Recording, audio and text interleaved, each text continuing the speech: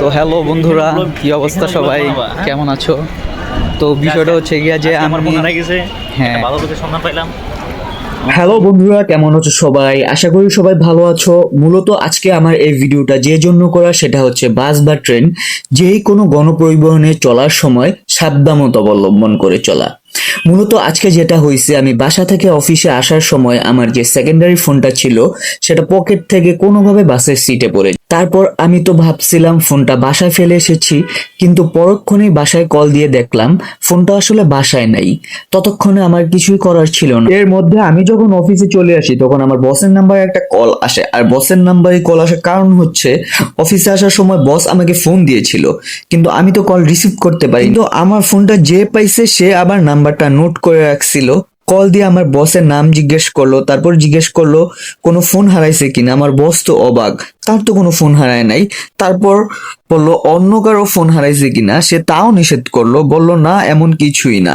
আপনি কে? কথা বলার এক পর্যায়ে আমি বুঝতে পারলাম হয়তো আমার ফোনটাই উনি পাইছে। তারপর ভাইয়াটা তার ঠিকানা দিল, উনি আমার অফিসের কাছাকাছি সেগুন বাগিচা জব করে, সেখানে যেতে গেলাম। তারপর জিজ্ঞাসা করলাম বাসে উঠেছিলাম, ফোনের মডেল কি, কি ফোন হারাইছে আমার, ইত্যাদি। তো সবকিছু কনফার্ম করার পরে উনি ফোনটা দিয়ে দিল। ভাইয়াকে অনেক রিকোয়েস্ট করলাম কিছু খাওয়ার জন্য, কিন্তু ভাইয়া কিছুই খেলেন না। তারপর এক কাপ চা খাইয়ে ভাইয়াকে বিদায় দিলাম।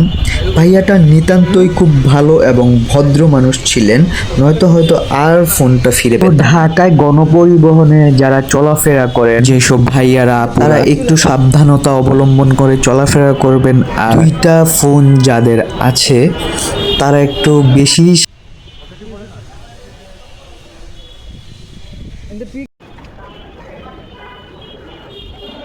তো অবশেষে মোবাইলটা পাইলাম। এই যে কপালটা অনেক ভালো যে ভালো একটা মানুষের হাতে বসছিল মোবাইলটা, হ্যাঁ ব্যাস ছিল।